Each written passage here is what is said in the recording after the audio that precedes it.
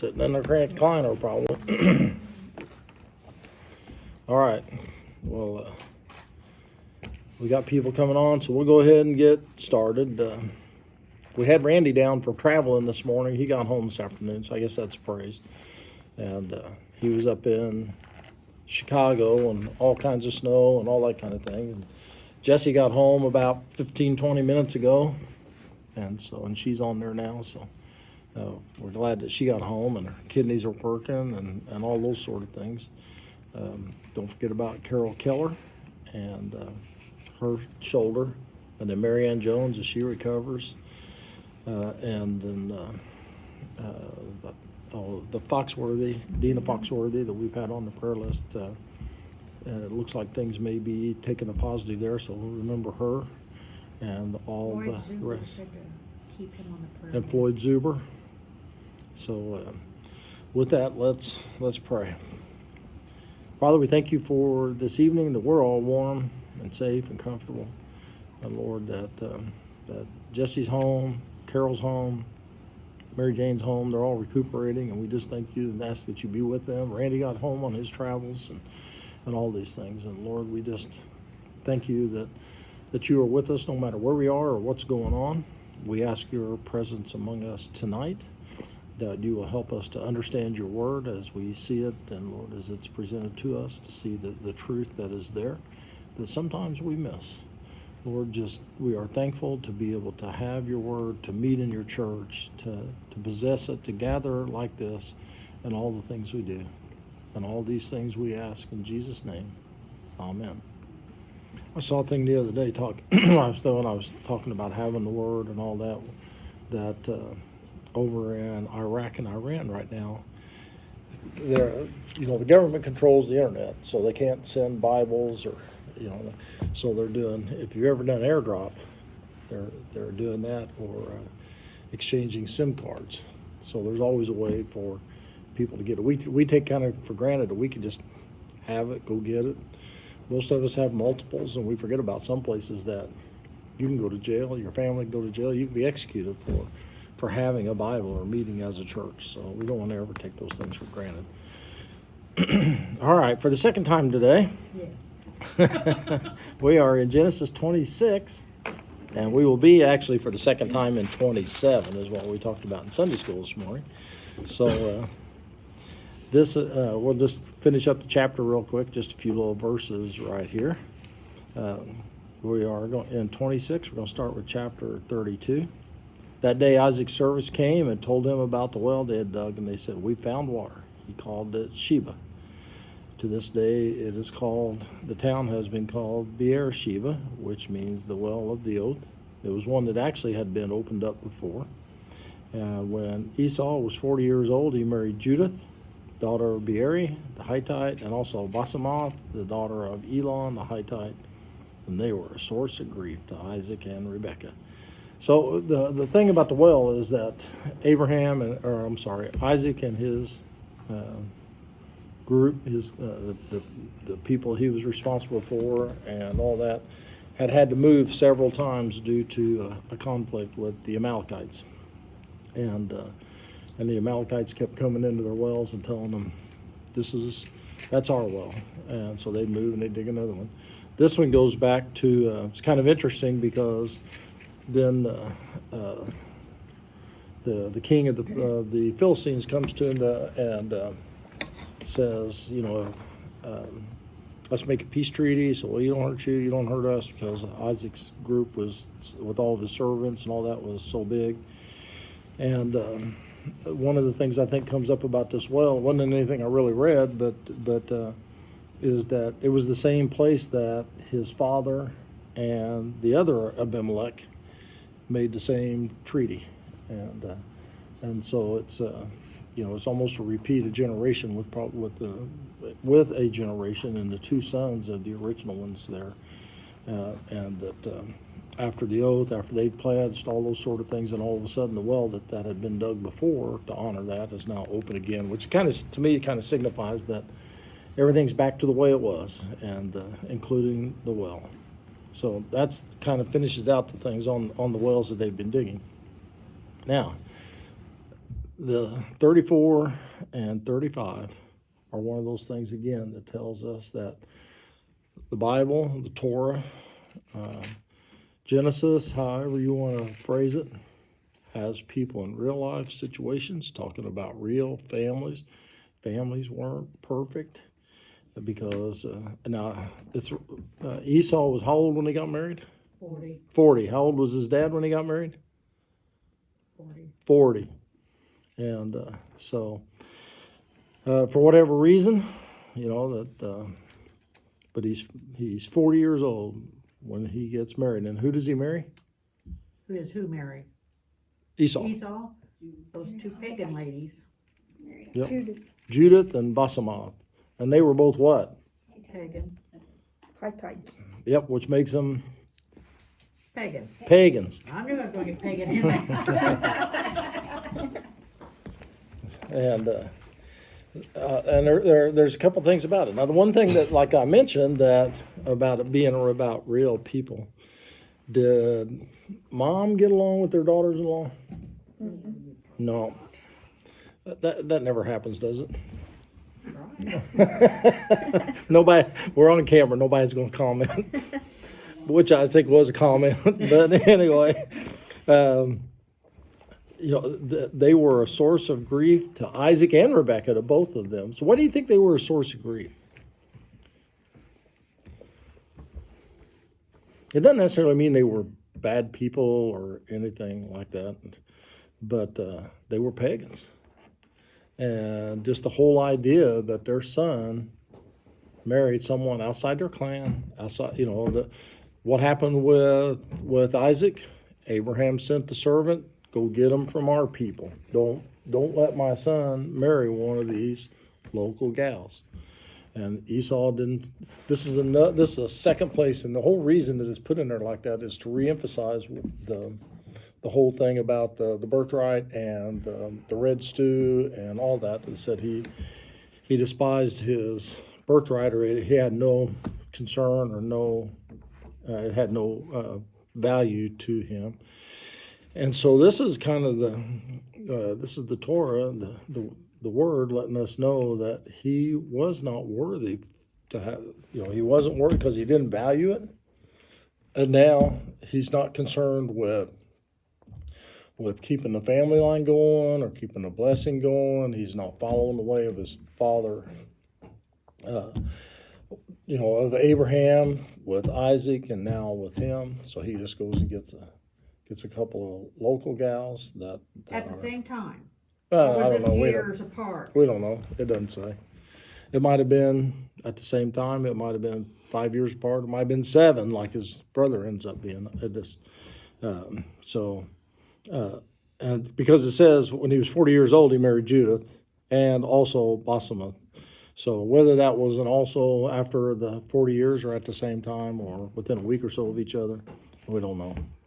But that's the reason that they were the real grief, was that he married someone that is going to have a tendency to pull him away from their faith, and they were, this whole thing is the beginning of the kind of documented worship and of the people of the Yahweh, of the I Am, or the God Almighty, and all that. And so they're trying to kind of stay true to that. And he goes and gets a couple people that would have been worshiping the sun, the moon, the stars, probably even doing human sacrifice and all those sort of things. So it was, to them, that would be about to kind of put it into perspective.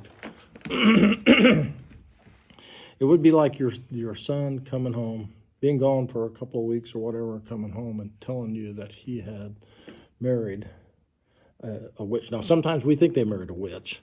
I'm not saying that about my family.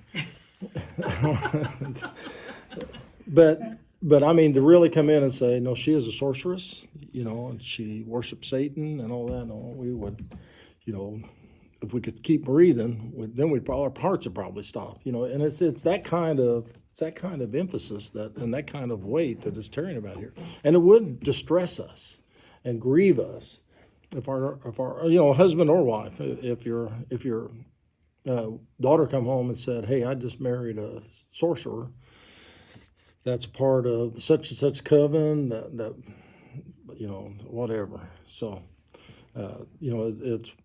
that's where the real source of grief, and for him to do that shows that he was not worthy for the blessing that he gave up to Jacob over a bowl of soup. So now, chapter 27. When Isaac, or Yitzhak as the Jews say it, when he was old and his eyes were so weak that he could no longer see, he called for Esau, his older son, and said to him, "My son." "Here I am," he answered. Isaac said, "I am now an old man and don't know the day of my death. Now then, get your weapons, your quiver and bow. Go out to the open country to hunt some wild game for me. Prepare me the kind of tasty food I like and bring it to me to eat, so I may give you my blessing before I die." Now, there's a couple things there.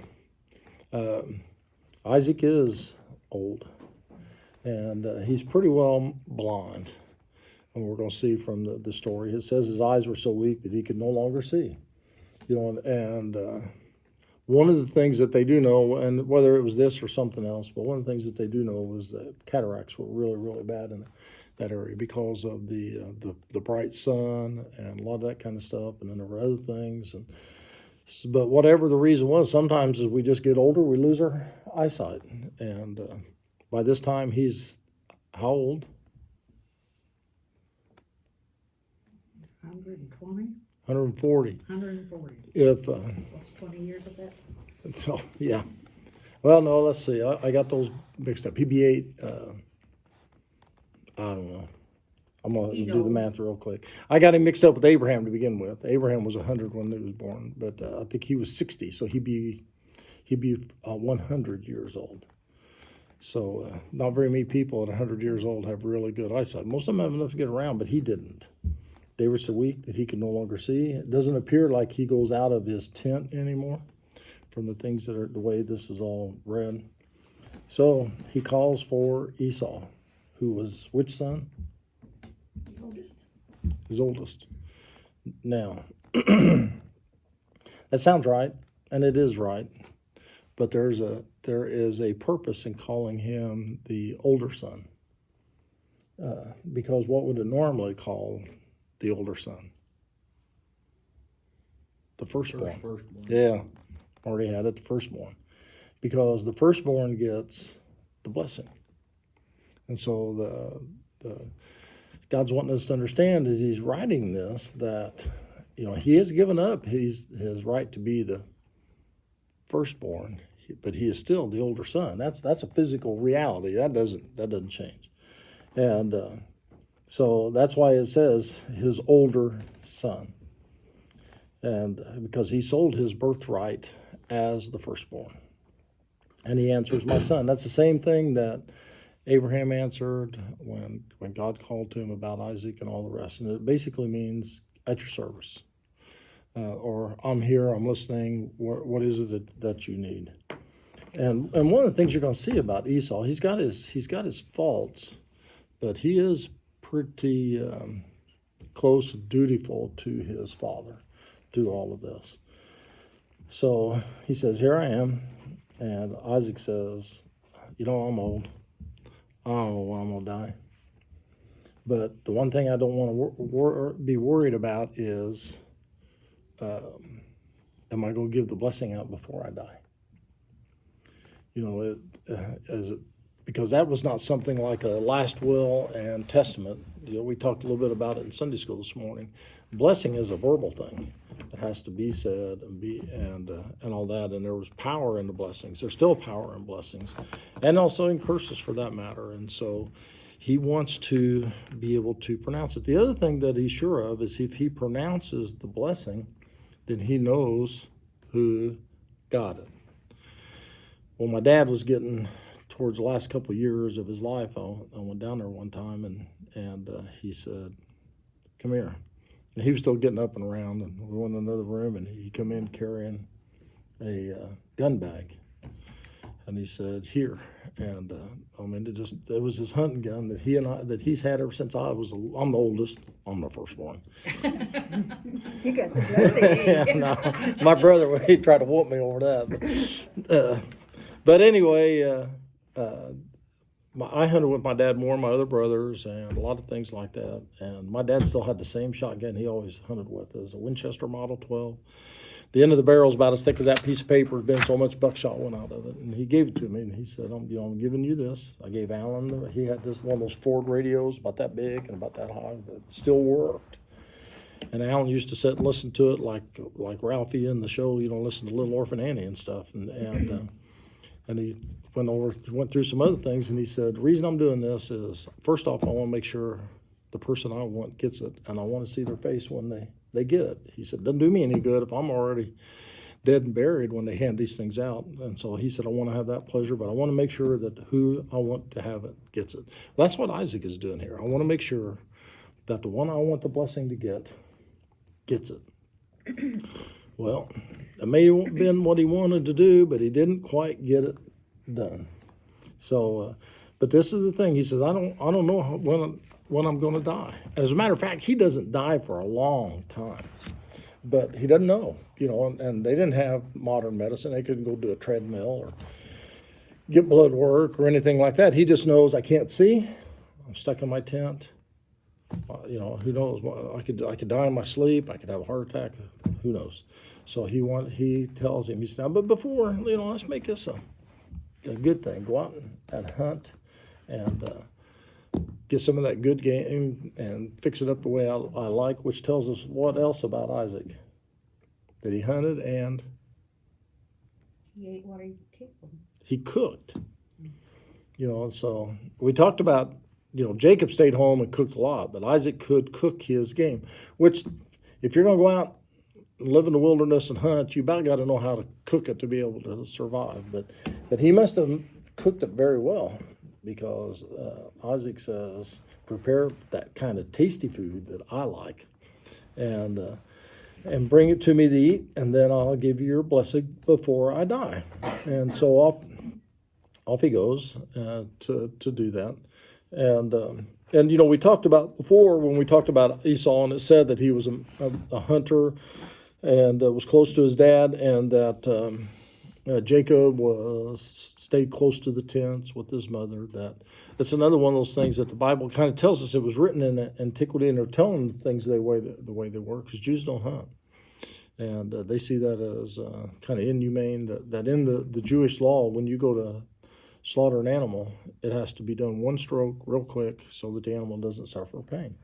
And in hunting, sometimes, if you're not the best shot, it may take the animal a little bit to die. There is distress and different things along with that. And we even talked about that, you can go back and you can find all the way back to the old cuneiforms, the stuff that was made out of clay tablets, the things have been carved in granite, and all the tapestries and paintings from way back then all the way to now, and you see kings hunting, and some of them had big even hunting rooms where they displayed all the trophies. You'll never find a picture of a Jewish king hunting or coming in from a hunt.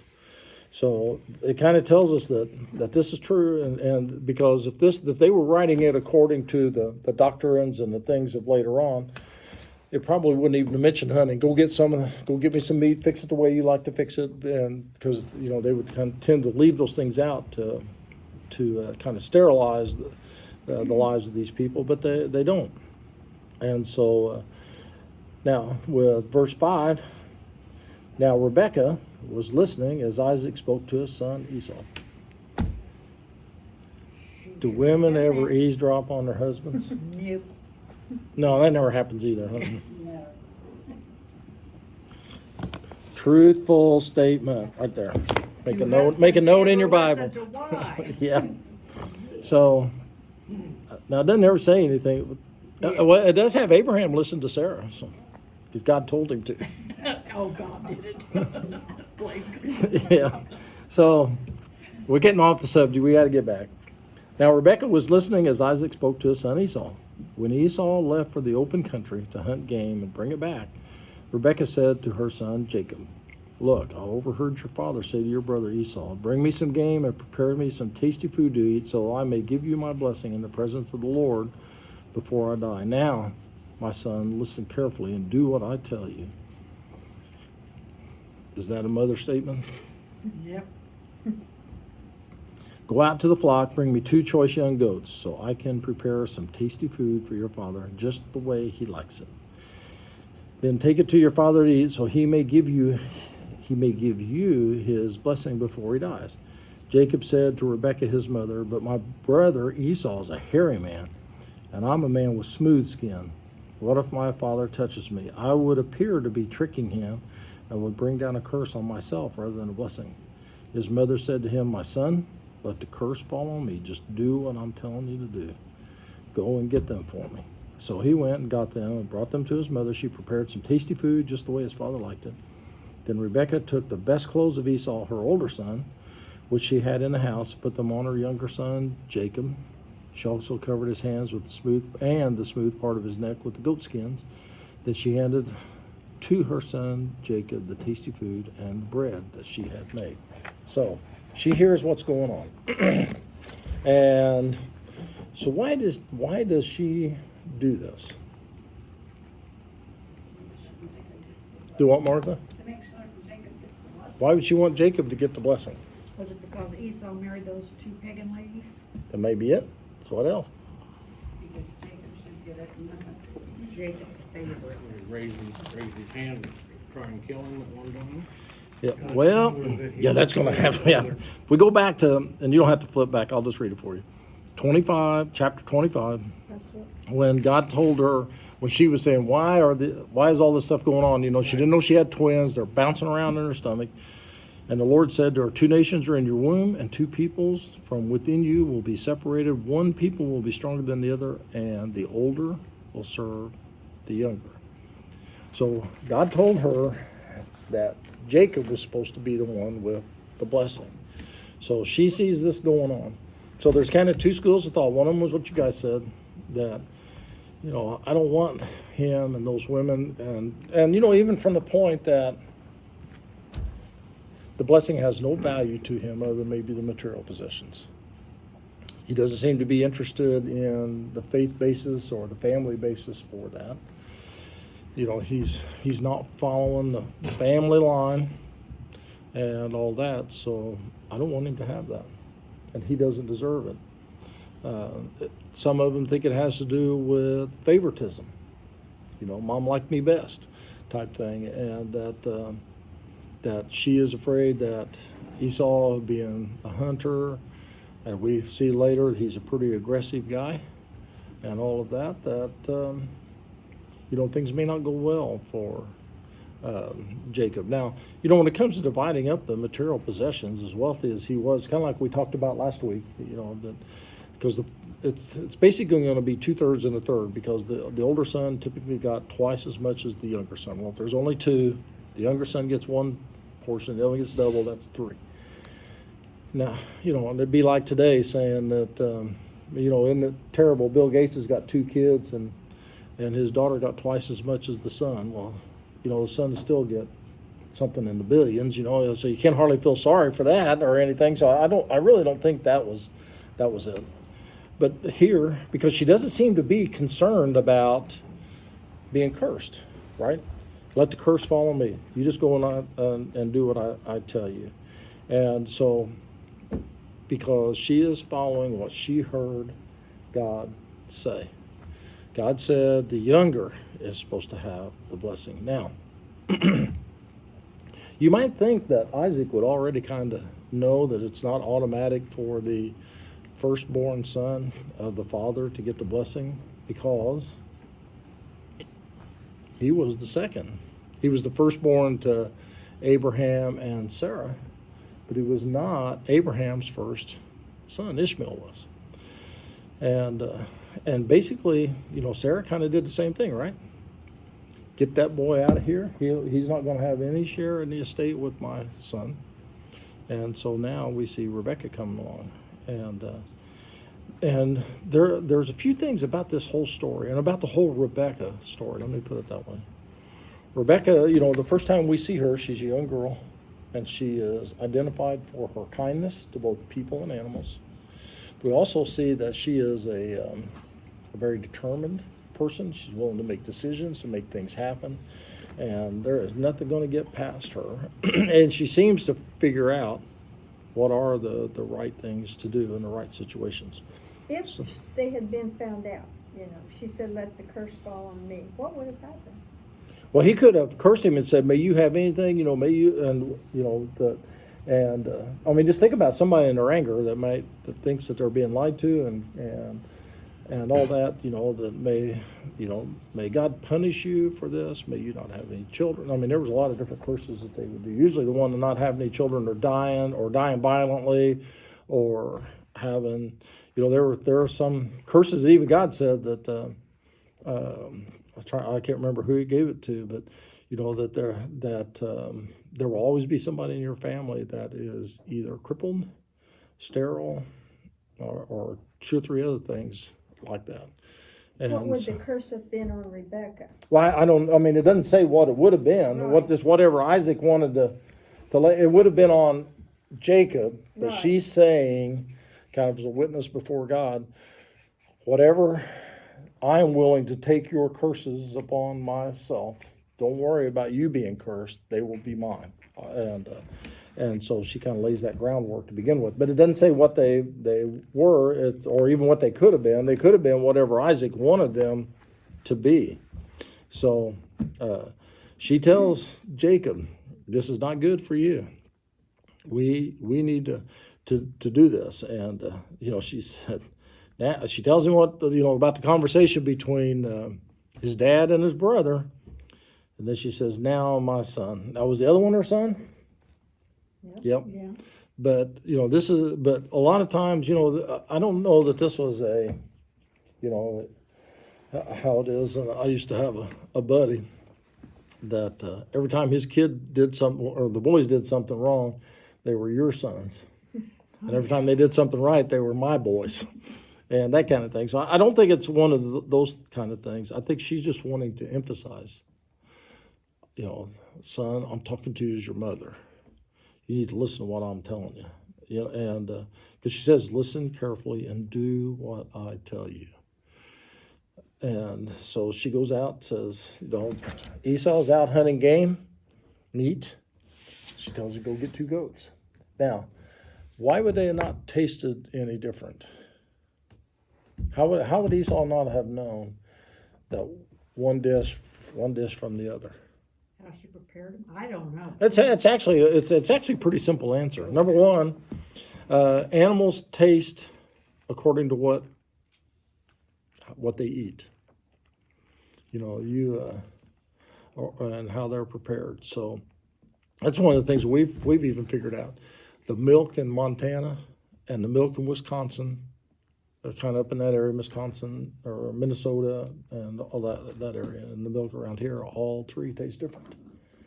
You could tell drinking them, especially drinking whole milk, because the animals eat different grasses, weeds. So over there, the wild animals and the flocks would have been eating the same things.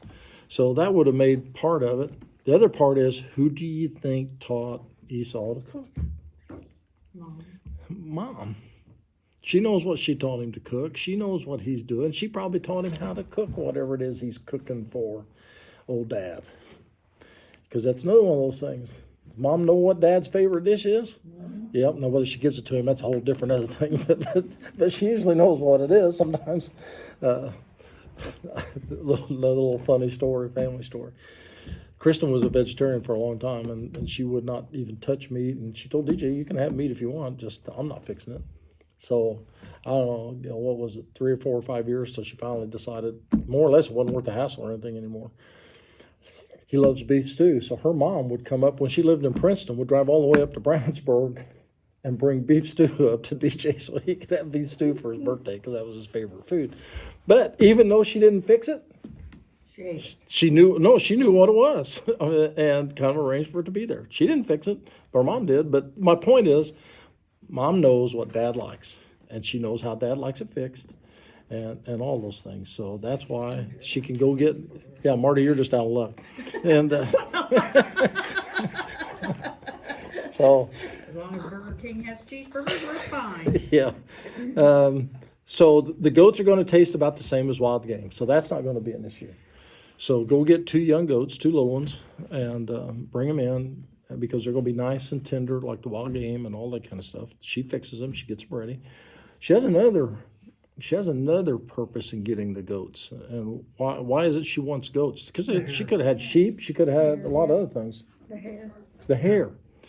You know, sheep's wool is a whole lot different than goat hair. Goat hair is, I mean, when you look at it, it's straight and it's about like human hair. If she went and got a couple lambs, it would not have felt like human hair. So the goats are going to taste that way. The skin's going to be that way. She's got a plan. She is not. I mean, she's thought this out, and she knows what she's going to do, and she's a determined person. And she said, "You go get it. You bring it in. I'll fix it." She doesn't even have Jacob fix it. She said, and even though we know he could cook and all that, then you take it to your father so that he can give you his blessing before he dies. Because she doesn't know when he's going to die either. And, you know, they're by this time wondering, you know, is he feeling it? Is he, you know, and are there things happening with him or whatever? And I told, this one of those things I told DJ once about some tests and stuff I was having to do. He said, is there something new? No, I told him that we were working on a will and all of our, and he about half panicked. He said, "Is there something you need to tell me?" I said, "No, I'm telling you everything that you need to know, and I'm not planning on kicking the bucket for a while." But that's kind of where they're at. You know, they're having that same kind of thoughts. Is there something going on here that I need to know about? So Jacob said to Rebekah, "What?" His brother's hairy. Yeah, Esau's hairy. He was red and hairy when he was born. And Jacob is a smooth-skinned guy. And so what happens if my father touches me? Because if I've got to go in, I've got to serve him the food. My hands are going to be close to him. And what is it that blind people do? They feel. And they like to have their hands on you. And if it's something with the blessing, maybe he's wanting to hold his hand while he blesses him. All those sort of things. And so what does he say about Isaac finding out that he's smooth? Curse. Well, not really. Huh? He does not. Now, one of the things about it here, we always read that this is deception and things. But as far as Rebekah's concerned, she's doing what? She's carrying out God's plan. You know, this is what God wanted. He's about to mess it up. I got to straighten out. That never happens at home either. I'm telling you, the Bible's as real as anything out there. But seriously, God had told her the blessing belongs to the younger son. She sees that things are about to go wrong in a hurry. Plus, remember the end of the last chapter, Esau's married a couple of pagans. This is going to be the end of it if she does not take action, which is why she's saying even let the curse fall on me, because she's saying there is going to be a curse. I'm doing what God wants. You don't worry about it. It'll be my fault, not yours. Because as far as we know, she never shared with anybody her conversation.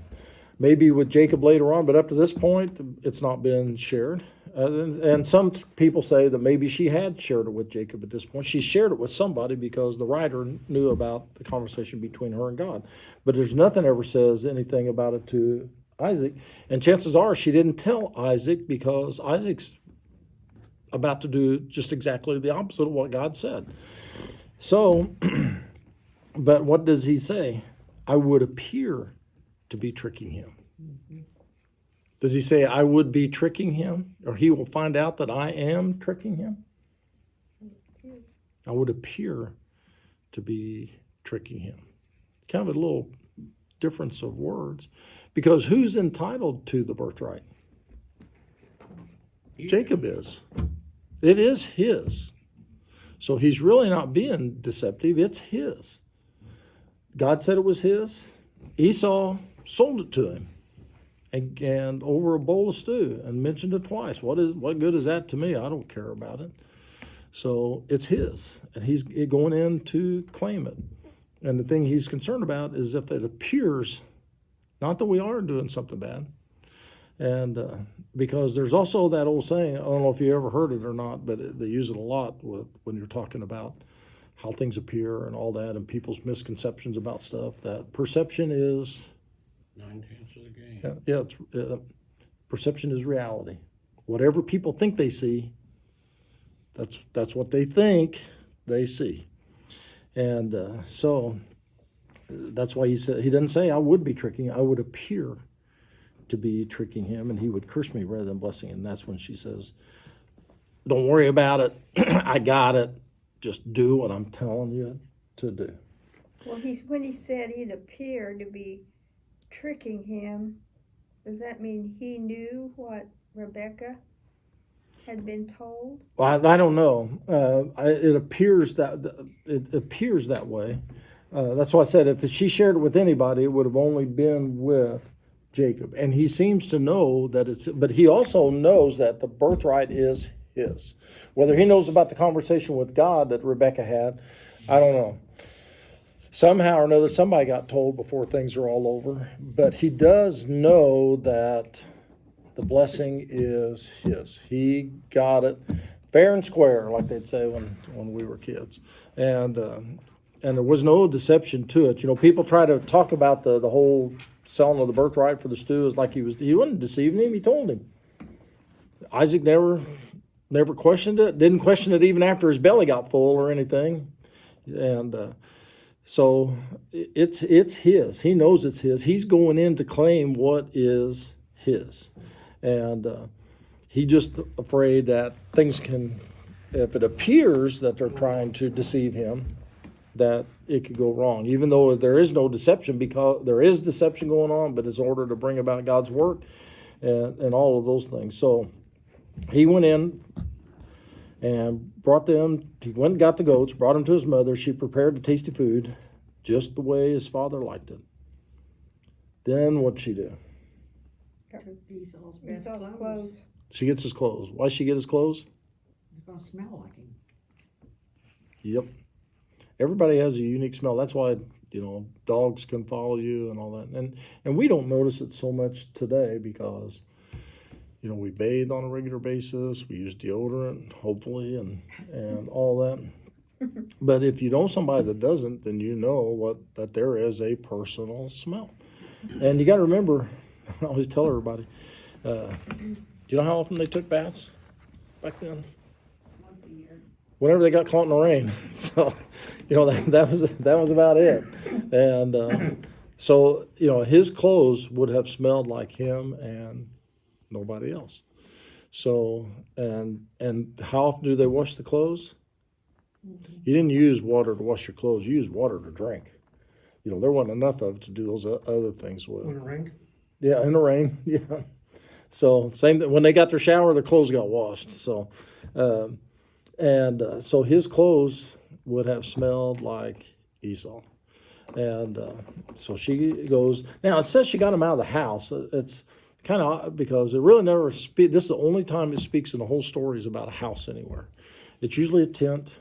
And if you remember, Isaac brought her and put her where when they got married? In a tent. In Sarah's tent.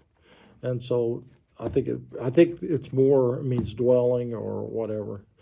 Because if they're adults, chances are, we see that Isaac kind of had his own tent. That's where all this is going to take place. She was given Rebecca's tent. Chances are Jacob had a tent, Esau had a tent, and all those. I mean, just like kids today, we think, well, that sounds kind of odd, but how many of your kids have their own room? Same difference. It's their room, their space. Probably wasn't as big as their room. Bigger than a pup tent and all that, and that's where they slept. And what few possessions they might have had would have been in there, and all of those things. It also says his best clothes, like they were a special. Yeah, it would have been his better ones that she knew, the ones that were going to that were going, because you could tell that they smell like the open air and not like the You know, if you're cooking back then, what are you going to smell like? Whatever you're cooking. Kind of. What else? Sweet. Smoke. And the fire and the food and all those things together versus the open air and the animals and all those sort of things. So there would have been a definite difference in it. And so she puts him on her younger son, Jacob. And you'll notice here, it doesn't say the firstborn, it says younger and older. And she does what else? Covered his hands and his neck. Yep. She puts the skins on the back of his neck. So if they reach up and grab you, pull you in, or they're going to grab you by the back of the neck. Because they got clothes everywhere else. He's going to have, people then wore a lot of clothes to basically stay out of the sun. It's interesting because, and even people in the Middle East now and all the Bedouins and, when you see the everybody, they've got big, long, flowing clothes on and all that, and usually their hands and their face are all that's showing, and that's even back then they knew you had to be protected from the sun. So, chances are these are the only parts of him that are going to stand out. Would have been the back of his neck and his hands. And so she covers those with the goat skins, like Bob mentioned a while ago. They're hairy like a human body is hairy. It's about the closest thing of any of the animals. So then what'd she do? She gave her the food. to take. All right, now think about this. Who is the one that is the most involved in all of this? She is. So go back to verse 15, or let's go back to 14. He went and got them, and that's basically the end of it. He brings them to his mother. She prepared the food. She took Esau's best clothes. She put them on her son. She covered his neck and the smoothest part, or his hands, the smoothest part of his neck. She handed her son the tasty food and the bread. There you go, now pick your part. Yeah. It's typical mother. Now go. And so, a lot of people put a lot of focus on, Jacob and deceiving and all this stuff. Jacob's just following orders. And that never happens either. That part never happens. Well, no, he was 40. I was going to say have a teenage kid, but he's 40 or so by this age, and so he's went past that. He's learned to listen to mom. But so she does all these. She does all these things. She's the one with the plan. She's the one following through. She's the one running the show. And so then she gets him to the tent.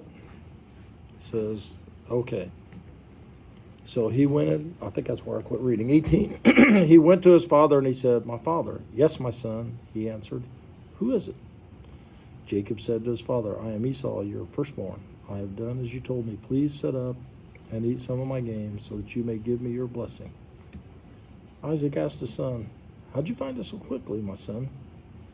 "The Lord your God gave me success," he replied. Then Isaac said to Jacob, "Come nearer so I can touch you, my son, to know whether you really are my son Esau or not." So Jacob went close to his father Isaac, who touched him and said, "The voice is the voice of Jacob, but the hands are the hands of Esau." He did not recognize him, for his hands were hairy like those of his brother Esau. So he blessed him. "Are you really my son Esau?" he asked. "I am," he replied. Then he said, "My son, bring me some of your game to eat, so I may give you my blessing." Jacob brought it to him, and he ate it, and he brought some wine, and he drank. Then his father Isaac said to him, "Come here, my son, and kiss me." So he went, and he kissed him. Then Isaac caught the smell of his clothes and blessed him, and said, "Oh, the smell of my son is like the smell of a field." All right, so Isaac is laying there in his bed. The other thing to remember, too, is that their tents weren't usually open and all that. They were pretty shaded all the way around and almost dark to the ground. We were in a couple over there, and it's hard to see in there even in the daylight. There'd be like one flap up and all of that to keep the sun out of everything. And so, it would have been dimly lit in there. He wouldn't have been able to sing. So he goes, and at first he kind of appears like, he's not one to say a whole lot, right? He just says, "My father." He calls him the firstborn there.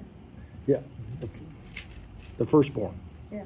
Yeah, not, yeah. That's part of the kind of the deception. So he is the firstborn, but he says, so he's straight on one part, lying on the other.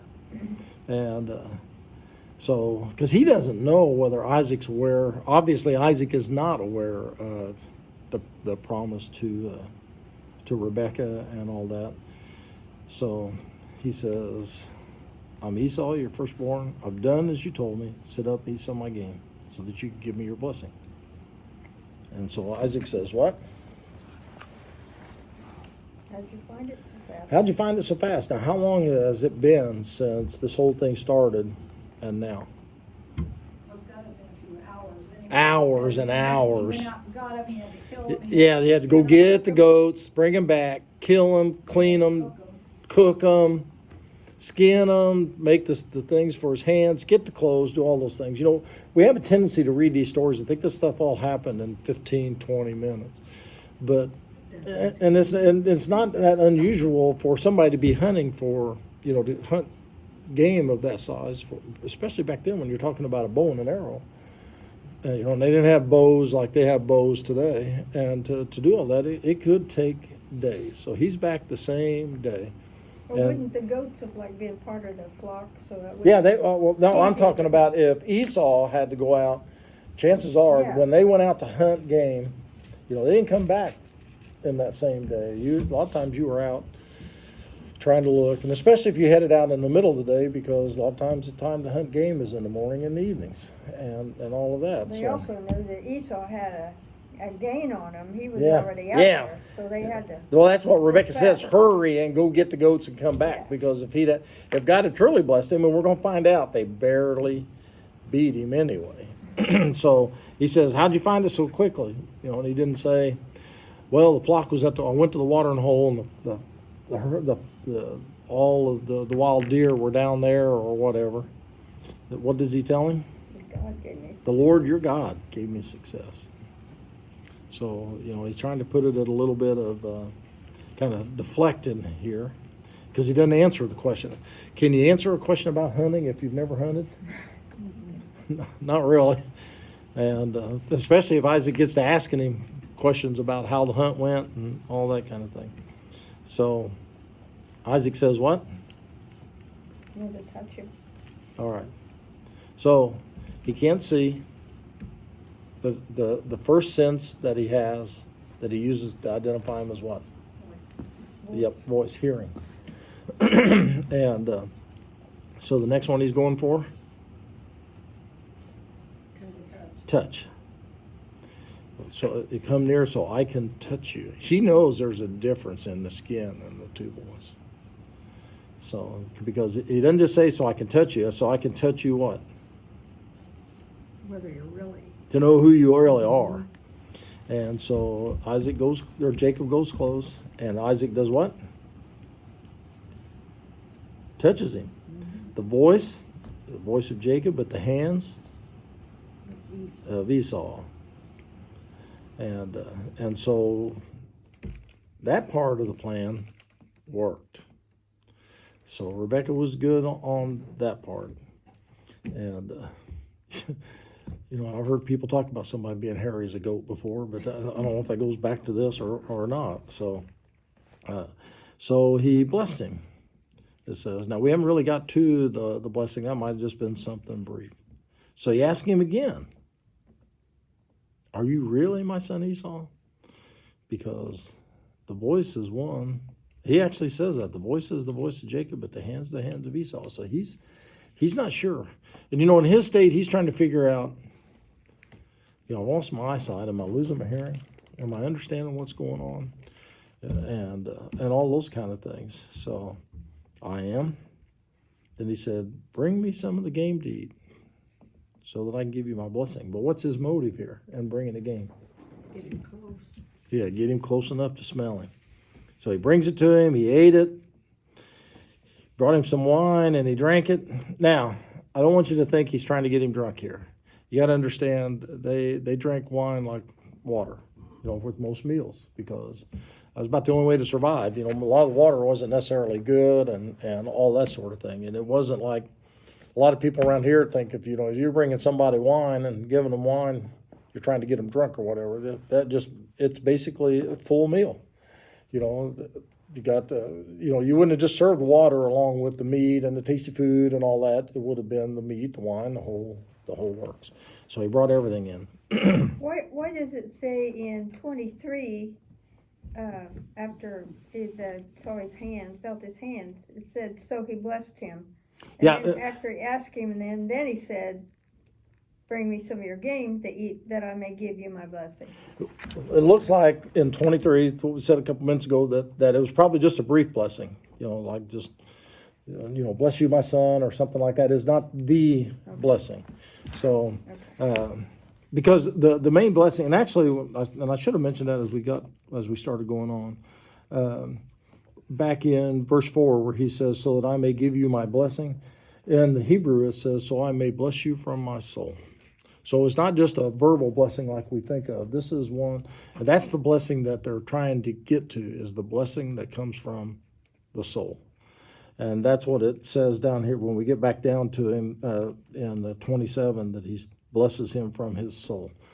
So, and that's one of those things I wish they put in there, because it does put the right emphasis on it. So he said after he eats and he drinks, and everybody's guard's kind of down a little bit. And of course, at this time Jacob would have all just kind of been either setting at the side or serving him. He's not real close to him yet.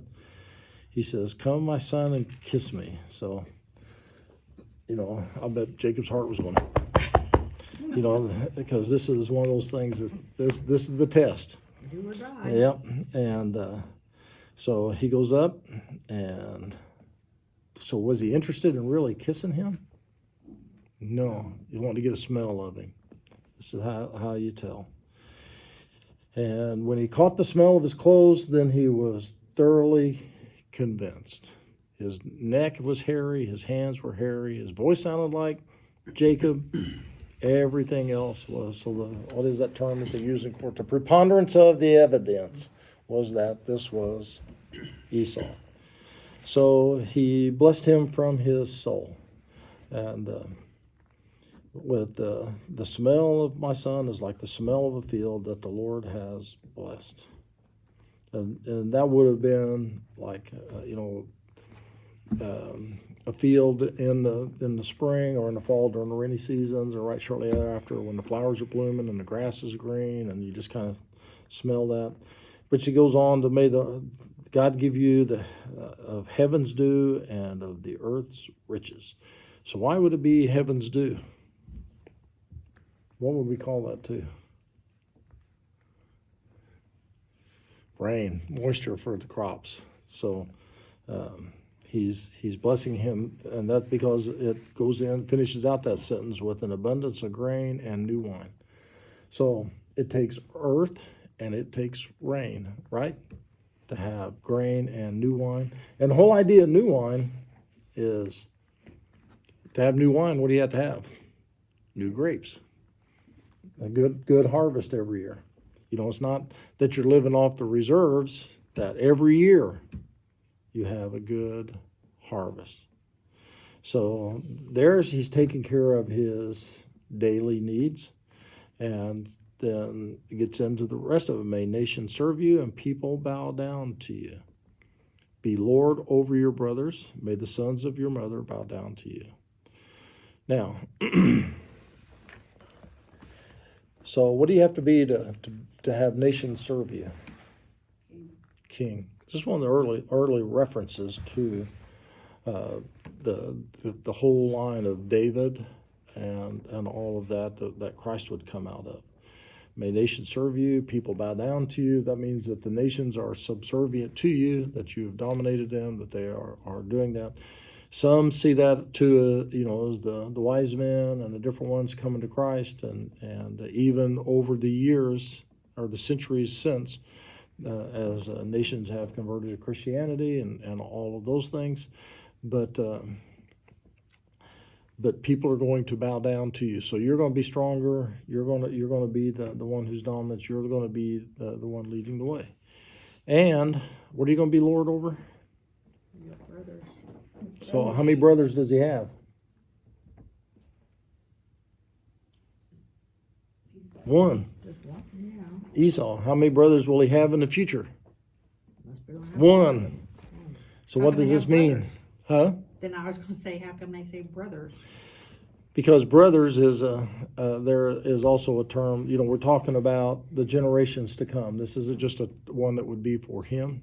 So, and later on we read about in other places, and actually the curses later towards the end of the kingdoms on Esau was because they did not welcome their brothers as they came back from Egypt, making the trip back to the Holy Land, or that they didn't come to the assist of their brothers, the people of Israel, when Israel was being attacked by outside armies and all those kind of things.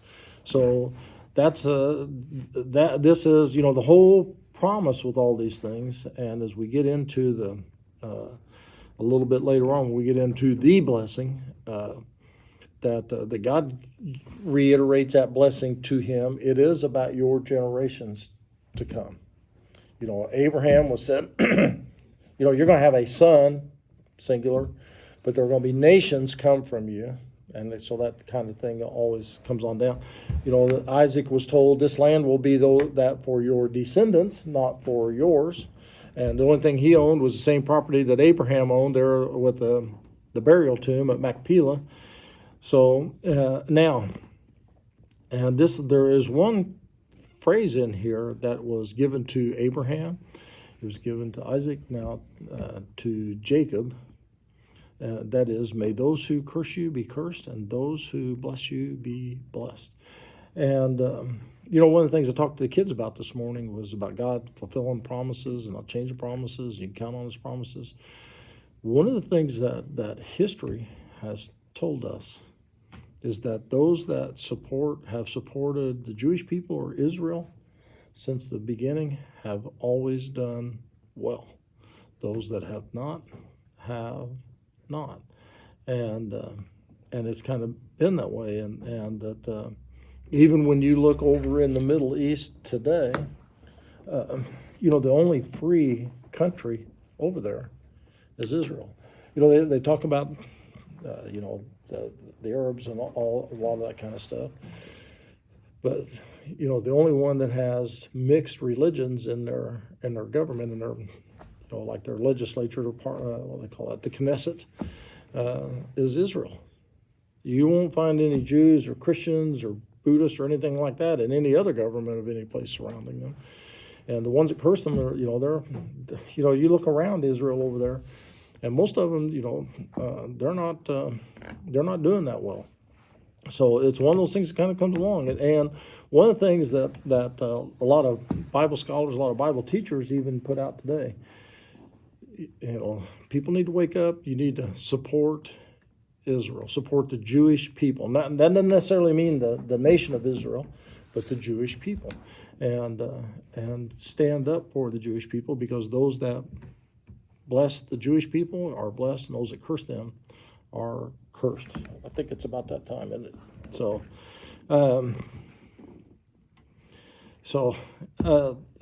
I'll finish one more line, because that's kind of a good spot to finish.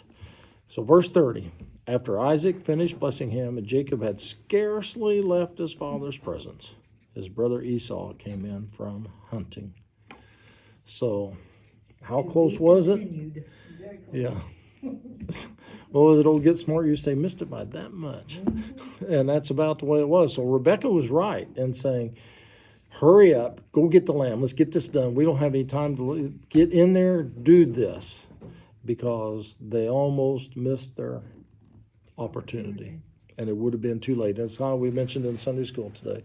And it is something that you will see all through there. And it's something that we believe, now if somebody sneezes and you say, bless you, that doesn't carry anywhere. But if you truly bless somebody, that carries weight. And it always has. It always says, we're going to see here that Isaac's he can't take it back.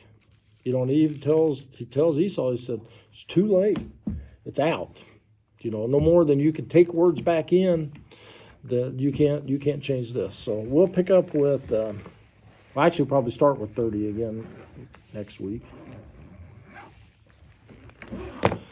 So hope you learned something. Glad you were with us. Saw a couple new names on there. We're glad you're around, and hope you join us again the next time as we continue through the book of Genesis. So go out, be blessed, and be a blessing to others. And we'll see you the next time.